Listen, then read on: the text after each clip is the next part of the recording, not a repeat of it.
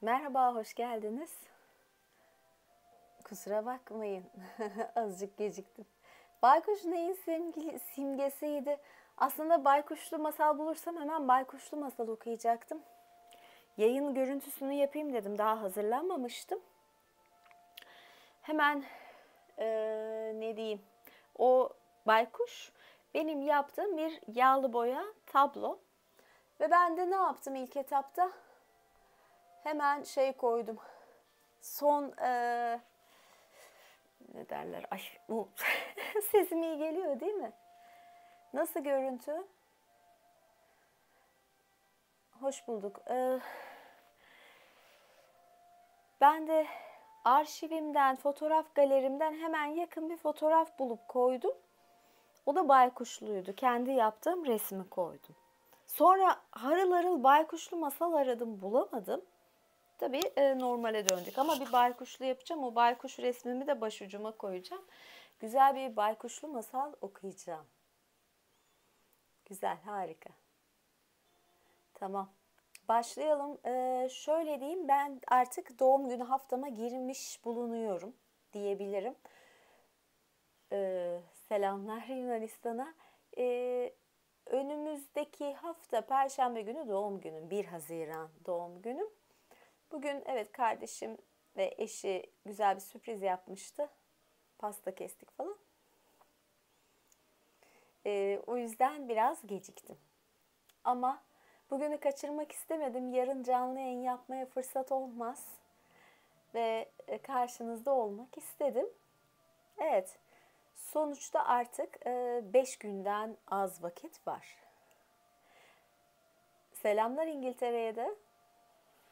Bilmiyorum, yurt dışından önemli bir duyurum daha var, bunu da söyleyeyim. Ben bir Patreon hesabı açtım. Bu Patreon hesabı da şimdi yurt dışında olanlar her zaman üye, yani katıl üyem olamıyor. Ya sorun çıkıyor, ya kabul etmiyor yurt dışı için, ya da kimisine orada gelen YouTube'un önerdiği fiyat çok fazla geliyor. Bence buradaki fiyata yakın, buradaki kral üyelerim kadar bir ücretle YouTube katıl videolarımı koyduğum bir Patreon hesabı açtım. Yalnız baştan söyleyeyim, bu Patreon hesabımda YouTube katıl videolarım var. Yani Patreon'a özel bir şey çekmedim. Ama Patreon'a özel bir şey çekersem bunu da ayrı bir şekilde koyarım. Derim ki Patreon'a böyle bir video koydum. Desteklemek, oraya girmek isteyenler buyurun bu link. Bunu söylerim. Ama yani gurbetçilerden çok söyleyen oluyordu. Katılamıyoruz, katılmak istiyoruz, katılamıyoruz. Patreon hesabım zaten benim YouTube profilimde var linki. Oradan katılabilirsiniz, daha kolay olur diye düşünüyorum. Evet, öyle bir şey yok. Yani o tür bir sistem de yok. Ben de çok fazla böyle muhatap olmak istemiyorum. Sonra çok fazla mesaj ve insanlar geliyor. Yok, OnlyFans açmam. Yani açarsam bu sadece feed üzerine olur. İngilizcesini söyledim. Böyle bir şey düşünmüyorum. Çünkü daha fazlasını başka tür düşündüğünüz gibi bir şey düşünmüyorum. O yüzden OnlyFans değil. No. Ama YouTube devam edecek. Patreon'da yurt dışından üye olamayıp orada sıkıntı çeken kişiler için oradaki videolarımın kaydı olacak. Yeni yeni zaten Patreon'a alışıyorum, görüyorum. Böyle açık havadan da şeyler çekeyim dedim. Tabii hafta sonuna kalınca, hafta sonu kalabalık çok olmadı. Yapmak istediğim bir şey daha var, bir hayalim. Onun için de arıyorum, yer arıyorum. Ama tatillere gittiğimde zaten çekeceğim. Böyle, o yüzden şimdilik daha evdeyim. Havalar da zaten soğuk gidiyor. Öyle değil mi? Böyle düşünüyorum. Birazdan başlarım. Ay, konuşmaktan susadım şimdiden. Selamlar Danimarka'ya. Dediğim gibi Avrupa'daki üyelere hem çok fazla geliyordu ya da Amerika'daki. Bu şekilde katıl videolarını izleyebilirsiniz en azından Patreon'da.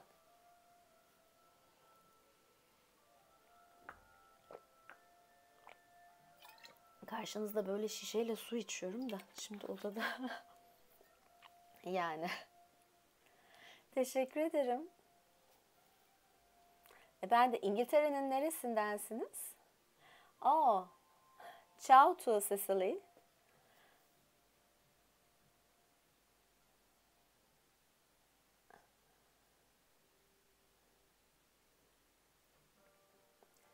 Ben aslında ressamım. Mimar Sinan Resim Bölümü mezunuyum. Bir de kitabım var. İtaatkar adında. Ee, Oyuncu değilim. Sunucu da değilim. Ama değme sunucudan iyi sunarım. Aslında iyi talk show da yaparım. Hani 40'ından sonra insanlar keşfediliyor ya. Doğum günümde de gireceğim yaş 4+4.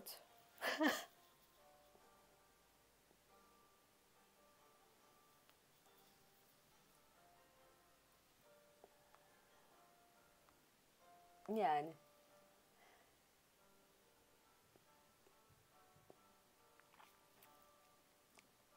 Hmm.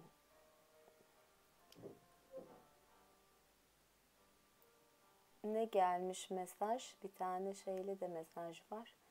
Bekletiliyor diyor. Niye bekliyor acaba mesaj?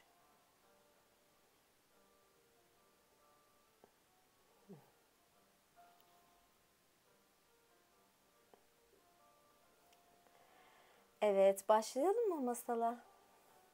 Ben böyle ekrana yakınken daha fazla, böyle konuştuğum zaman daha fazla izleyici geliyor. Onu da fark ettim bu arada. Bakalım yarın ayrıca ne olacak seçimde? İngiltere'de konferans türü. Ya İngilizcem tamam fena değil ama yani konferans yapmak da başka bir şey. İngilizce bir masal ya daha doğrusu hikaye okudum ama okurken de fark ettim aslında insan daha fazla yoruluyor.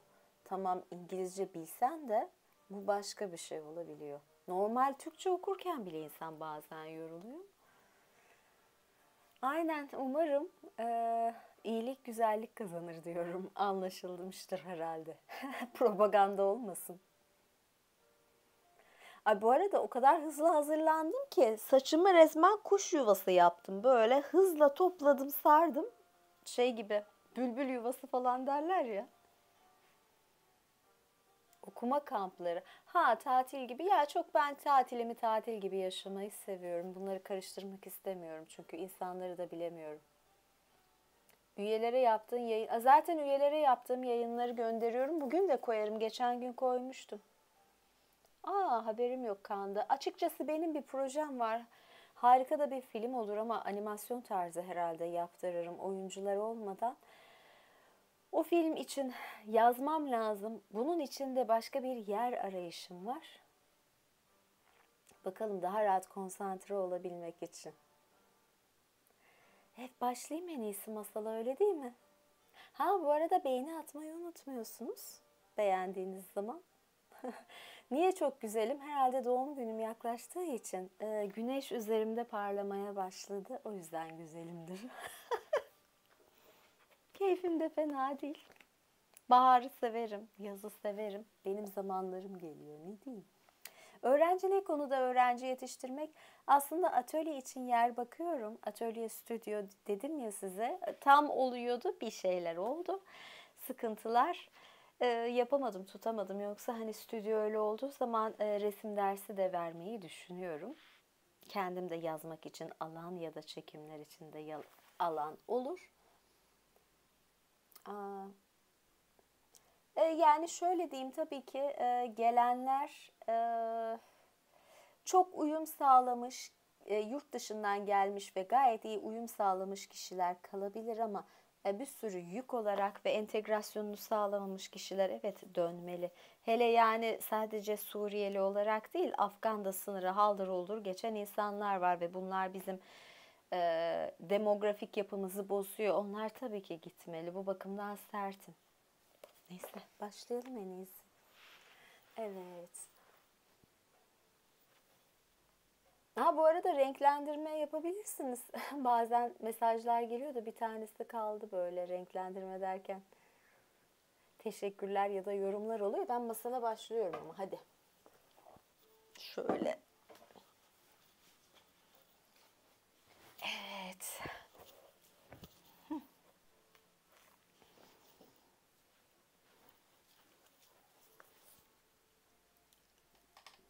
Puanti en sevdiğim şeylerden biridir bu arada.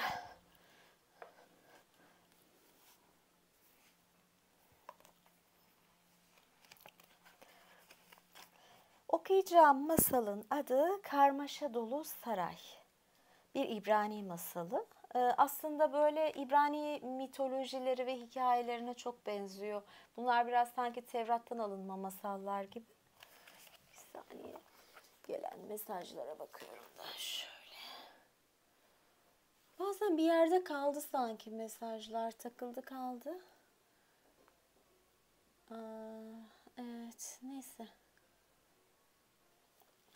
Evet, başlayalım. Ay.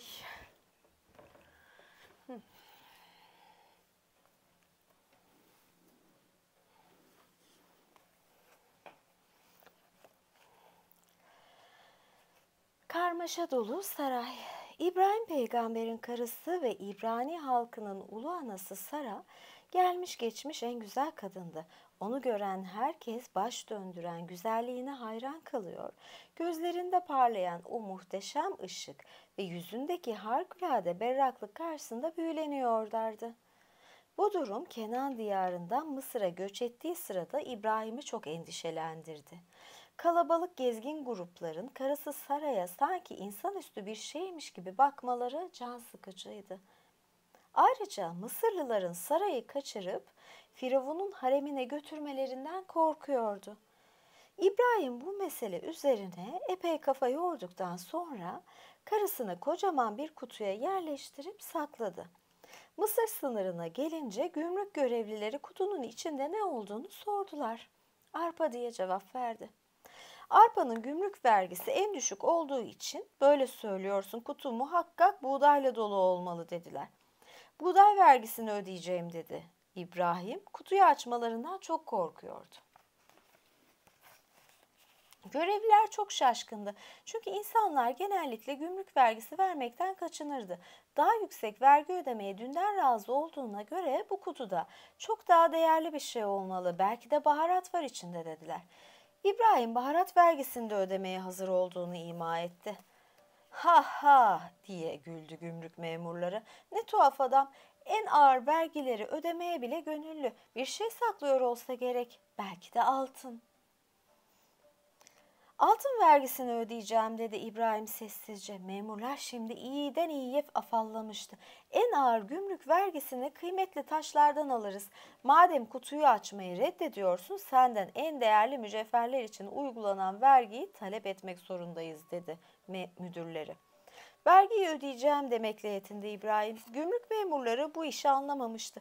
Birbirlerine danıştıktan sonra kutunun açılması gerektiğine karar verdiler. Çok tehlikeli bir şey olabilir içinde diyerek bu kararı savundular.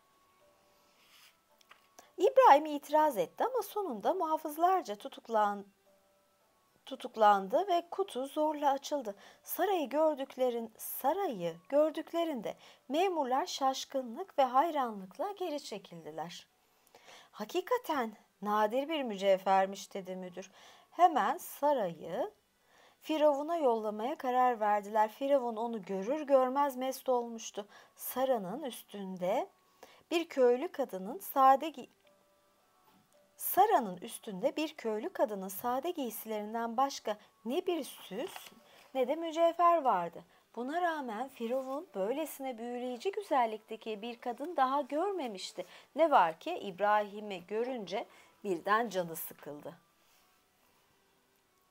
Kim bu adam diye sordu Sara'ya. Sara, İbrahim'in hapse atılmasından hatta idam edilmesinden korktuğu için onun kocası olduğunu kabul etmek yerine abiyi olduğunu söyledi. Firavun'un içi rahatlamıştı. İbrahim'e gülümseyerek onu nezaketle selamladı. Kız kardeşiniz olağanüstü bir güzelliğe sahip ve çok da alımlı. Eşsiz cazibesiyle beni büyüledi. Haremimin gözdesi olacak. Onun kaybını size fazlasıyla telafi edeceğim. Hediyelerle donatılacaksınız dedi. İbrahim kalbinde yükselen öfkeyi belli etmeyecek kadar akıllıydı. Cesaret sevgilim diye fısıldadı Saraya. Yüce Tanrı bizi yalnız bırakmayacaktır. Firavun'un teklifini kabul etmiş gibi davrandı. Firavun'un başveziri ona yığın yığın altın, gümüş, başka mücevherler ile koyunlar, öküzler ve develer verdi. Ardından İbrahim'i güzel bir saraya götürdüler. Burada pek çok köle ona hizmet edip önünde eğildi. Zira Firavun'un ülkesinde hükümdarın ihsanlar yağdırdığı biri büyük bir adam olarak görülürdü. İbrahim yalnız kalınca tüm kalbiyle dua etti. Bakayım size.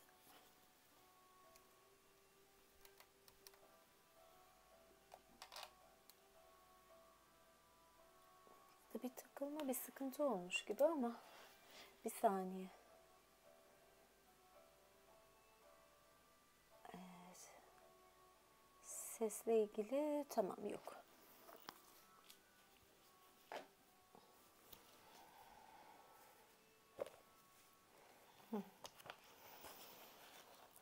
Bu arada Sara muhteşem bir odaya götürüldü. Burada kraliçenin kendi hizmetçilerine sarayı en güzel giysilerle donatıp hazırlamaları emredildi. Sonra genç kadın Firavun'un huzuruna getirildi. Firavun tüm hizmetçilerine çekilmelerini emretti. "Seninle yalnız kalmak istiyorum," dedi Firavun Sara'ya. "Sana söylemek istediğim çok şey var. Ayrıca nadir güzelliğini seyrederek gözlerim bayram etsin istiyorum." Fakat Sara kendini geri çekti. Firavun onun gözlerine çirkin ve iğrenç gözüküyordu. Şehvet dolu pis bir bakışla tebessüm ediyordu. Sesi boğuk bir vakvaklayışı andırıyordu. "Korkma," dedi Firavun yumuşak ve nazik bir şekilde konuşmaya başlayarak. "Sana zarar vermeyeceğim. Seni çeşitli payelerle donatacağım. Her dileğini kabul edeceğim." "O halde gitmeme izin verin," dedi Sara hemen. "Sizden yalnızca ağabeyimle gitmeme izin vermenizi istiyorum. Başka bir dileğim yok." "Şaka yapıyorsun," dedi Firavun. "Bu söylediğin mümkün değil."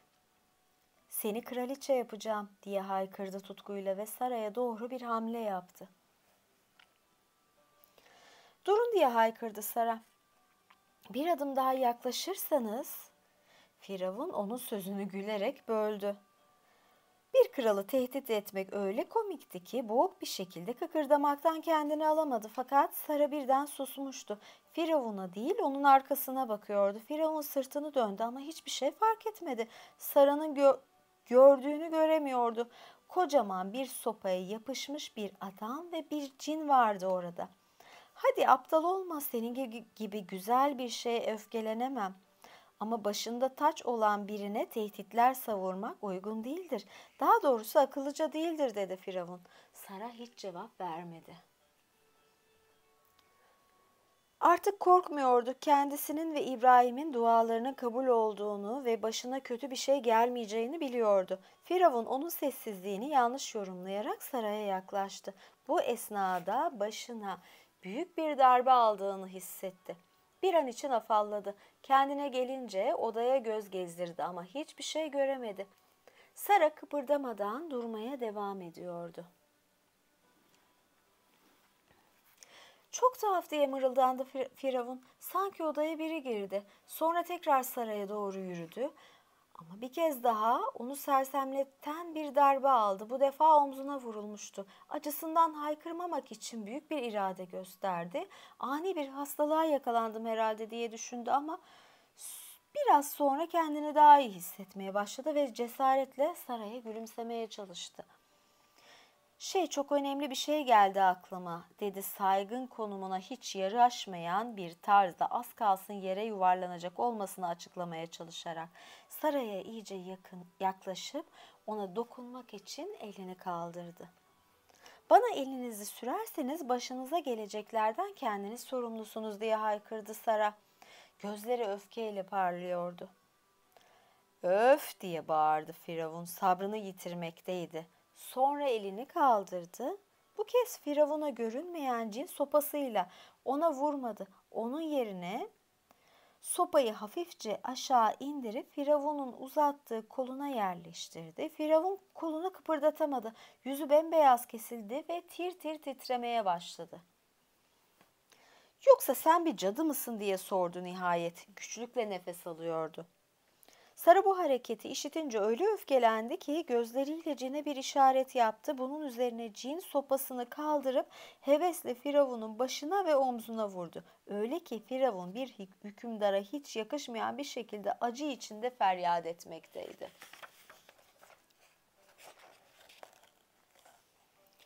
"Bağışla beni, bağışla beni" diye bağırabildi ancak. "Öyle demek istememiştim. Ben hastayım, çok hastayım. Bütün vücudum ağrıyor. Kolumu oynatamıyorum." Bunun üzerine sopa dayağı sona erdi. Firavun tekrar kolunu hareket ettirebiliyordu. Acı içinde kıvranıyordu. Zira tüm vücudu morarmıştı. Sabah geri döneceğini söyleyerek hemen oradan kaçtı. Sara içeride kilitliydi ama bir daha rahatsız edilmeyecekti. Bu da bir şeydir tabii. Ne var ki Firavun'u bekleyen başka maceralar vardı. Cin'in keyfi pek yerindeydi. Firavun sayesinde bütün gece eğlenmişti. Adam yatağına uzanır uzanmaz cin yatağı devirip onu yere yapıştırıveriyordu. Firavun ne zaman yatmaya çalışsa aynı şey oluyordu.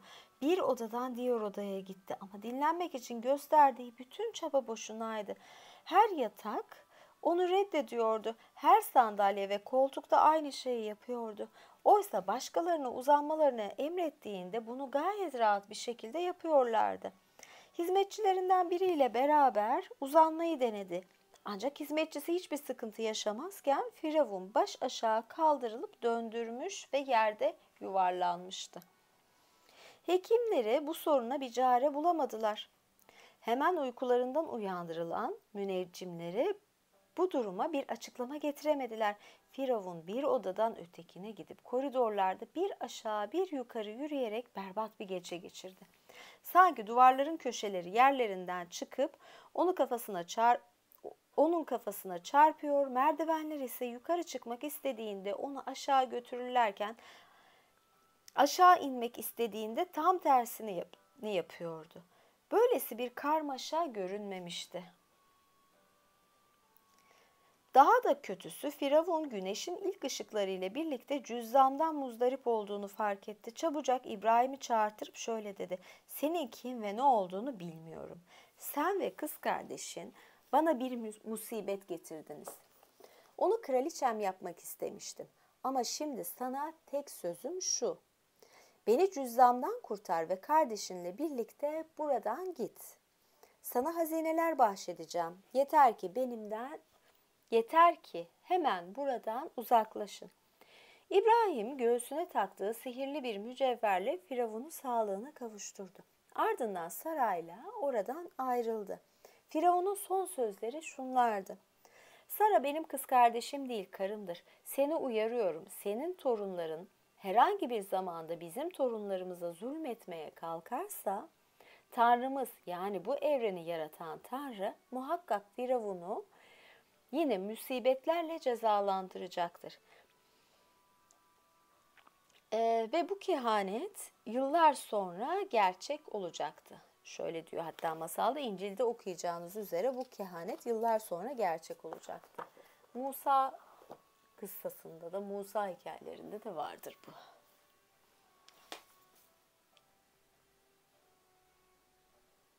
Burada mesajlar gelmiyor. Bir sıkıntı var ama.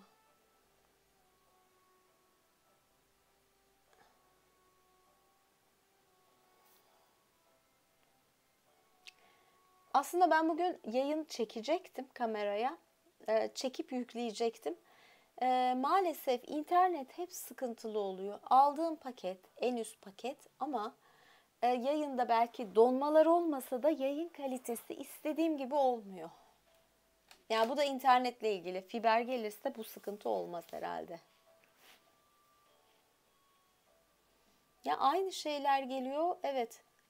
Mesajlarda birkaç soru üst üste gözüküyor.